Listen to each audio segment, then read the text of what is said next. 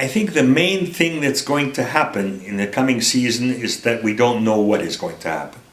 What we've done is we've kept all guest conductors, all guest soloists, and we've made the full program, which now in October we won't be able to do, that's for sure.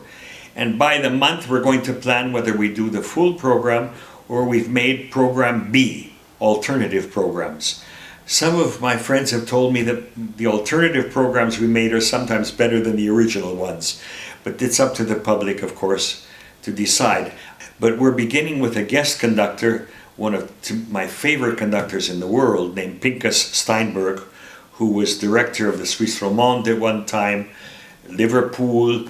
I'm happy to have Steinberg here, and we have various guests that I'm very proud of. I can't name them all, and anybody listening, please don't be upset or offended if I don't mention the name. But some of the program highlights for me are the commission that we've done, the premiere of a guitar concerto by the American composer Mark Nykrug, which is written for Kuropatchevsky. Then they seem to know each other very well, and it's quite hard to write a contemporary guitar concerto. Another highlight, of course, is the complete Beethoven piano concertos, over 2 concerts.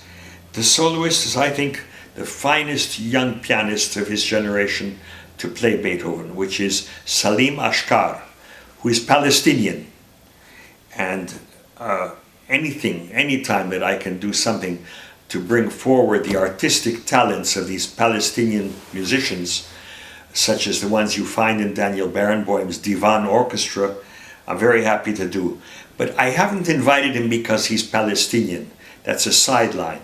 I invited him because for me, he's one of the most wonderful pianists of the younger generation today to play Beethoven. A feature of the season is to bring forth the solo abilities of members of the orchestra. Not only the concertmaster, not only the cellos who have played, but even more of the others. And this to me is really a wonderful thing. We're going to have very much from the woodwinds and from the brass, and we have a wonderful English horn player who hopefully, if we can play with the big orchestra, will play the concerto by Skrowaczewski. Our director, Eva Bogusz-Moore, managed to bring Maureen Alsop.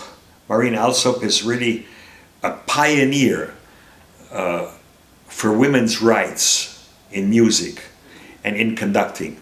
But again, it's not because she's a woman or an important person bringing women's rights to the podium. Her first quality is being a first-class conductor. And then after that comes the wonderful work that she has done for the recognition of the equality of women to the men. But I'm very looking forward to her coming here. In addition to featuring many of soloists from the orchestra, there's a big emphasis in the season on the German classics, on Haydn and Mozart. I refuse to leave these composers to the specialists, to the authentic music performers. We've learned a lot from them. I enjoy the concerts very much, but I think that repertoire belongs to everybody, and I think Mozart and Haydn would have been very happy hearing these pieces very well played by large orchestras on modern instruments. And we hope to finish the season with either a full concert performance of Verdi's Ballo in Maschera with a terrific international cast of singers, or if we have to do it in a reduced version, we'll still do excerpts from this very great opera by Giuseppe Verdi. So that's a little bit my idea of the season. We keep trying, it's very important to still bring a lot of repertoire that the orchestra has not played, especially not played in the new hall or has not played ever. And it's amazing what pieces you find. The double concertos of the great composer Martinu, you can be sure, have not been played here before. And there are various works. Stravinsky Symphony in C if we do the big program. I don't believe has been done here.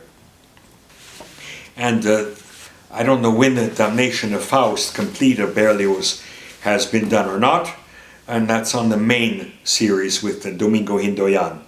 So we've tried to keep things kind of as interesting as possible, keeping in mind always that the concerts, sure, to some extent are an educational experience, but I've never believed that people work all day for 8 hours and don't necessarily come to a concert really just to go to school and being given lectures on the history of music.